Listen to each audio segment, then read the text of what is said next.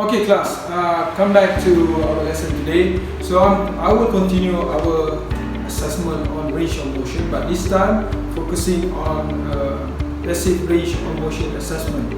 So passive range of motion assessment, we don't use photometers, but basically we use our hand to feel it more the end feel scheme where our joint move. So for the hip, it will be the same as active range of motion, where we will ask the person to basically move, flexion, extension, abduction or adduction, like internal rotation or external rotation. So passive range of motion basically refer to assisted assessment, meaning that you hold the leg and then you together with the person form a flexion. So you want to feel whether the end feel scheme are normal or abnormal. Normal, there will be a three category. First is soft tissue approximation. Second is capsular feelings. Third will be bone to bone. Okay, there will be a normal thing. For example, like soft tissue approximation like this, because you can see the quadricep because the person is an athlete. Big quadricep, big tummy. So the limitation of the movement without any pain, because I can see that the person are not pain. So due to the muscle mass, so they have some limited range of motion, which is for us is normal. Same goes to the capsular, like we want to perform abduction like this, so you can feel it. Why they stop to here? Because the capsular really end to the end of the movement of the joint. So that's why they have some limited range of movement until here. So that's what we call a normal feeling of the capsular. Another one, they have to stop because of they touch bone to bone. For example, at the knee, okay, bone to bone. Okay, why they stop? Because of bone to bone movement. You can see it like this. Why they stop until here? It's not because of they stop here because of the limited range. Because of the pain on the muscle. Because of the limited range between bone to bone. Okay, so you can feel it. So this is normal feeling.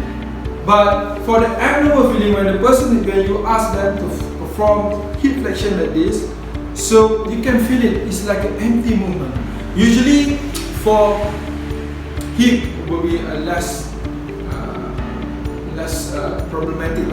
You want to see this, but knee all the time you can feel it. If the doctors, you can see that when they perform like this rotation, you can feel it empty, meaning that there will be no grip. You can feel it, the loose feeling on the joint, the loose feeling on the hip joint. Then that's what we call abnormal feeling, end feeling. So like empty, or when you ask them to perform like this, and then they stop and then they rebound back. They call spasm feelings, that is not normal. It's called abnormal. Or loose feeling. Loose feeling means too much hypermobility. You can feel it too much flexible. Loose feeling. Okay, loose feeling is not normal. Compared to person who are very flexible, it's different. Like athletes, you can see they are very flexible, but loose feeling, like they can go beyond because of there will be no ligament attached to the joint or attached to the muscles. That's why you can feel that it's something really loose. Especially if someone who has ACL injury, you test anterior rotator, you hold or you bring forward the knee, you can feel a loose feeling there. So that's not normal. Okay. Another one, block feeling or spring block feeling. I always see that when the doctor, we have injury in the knee, doctor pull it and then they rebound back quickly. So that's what we call a spring block feeling, which is not normal. Okay. So a normal feeling, if I pull like this, doctor said, okay, it's very tight, not very tight, very firm, hold on the knee, which is normal. But I pull it like this and then you return back quickly, which is like a rebound feelings, rebound effect due to pain. That is not normal feeling. Okay? It's abnormal feeling. I think the only things different that you put assistance while you assess the person. Alright, thank you. Okay, alright class.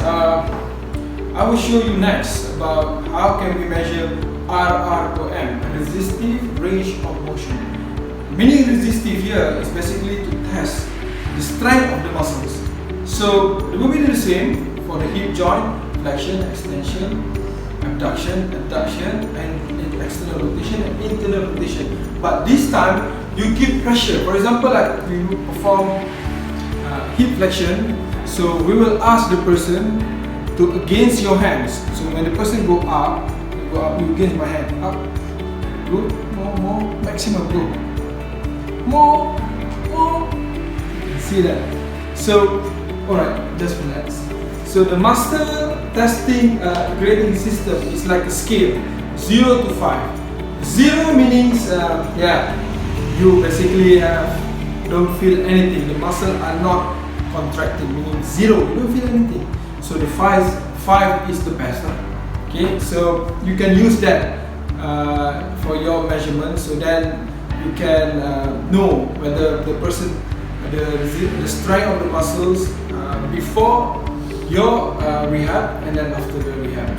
So I will show to you and I will share with you about the table on the scale, how they scale the muscles according to the number. 0 is 1. So you need to know how you feel it. The table gives the information about how you feel it on the muscles. So, for example, at 0 means the total paralysis, meaning that you don't feel anything. Let's say the person are performing abduction like this, okay? And then what the person has to do, you want to measure adduction. So you ask them to against your hand. So put the hand here against my hand, bring it inside. So basically you can feel it. Okay, go inside further down, and okay, stop. So I can feel the strength, but the strength are not excellent. So because 0 is total paralysis, first is poor, followed by fair, good, and last will be normal. So this is not normal strength. I can feel it that the adductor muscles are not so good. So I will put maybe poor, okay, poor muscle strength. So basically, if the person have injuries, okay, either on the back muscles or either in the knee, if we ask them to do this, I think you can feel it like maybe 0, because they feel afraid, they feel if I move like this, I feel pain. So you can use this. This is more pragmatic way, instead of you use 1 RM or leg strength test, which is good for athletes, high performance, healthy person, free from injury. But for this rehab, you know that person are just recover from the injuries, maybe after getting the rehab from physio. So the recovery may be about 60 to 70%, so you have another 50% go back to the normal condition. So you don't ever try to use, okay, we use 1 RM. I think will be it's not appropriate for the situation or condition. So you can use this muscle grading system scale, which is much more easier, much more friendly, and then also pragmatic in that sense. Okay class, I hope you understand this. I will share with you about the classification scale tables later on, so that you can get much understanding about what is a 0 meaning, what is 1, and what is 5, so it's easier for you to make assessment. Thank you class, all the best.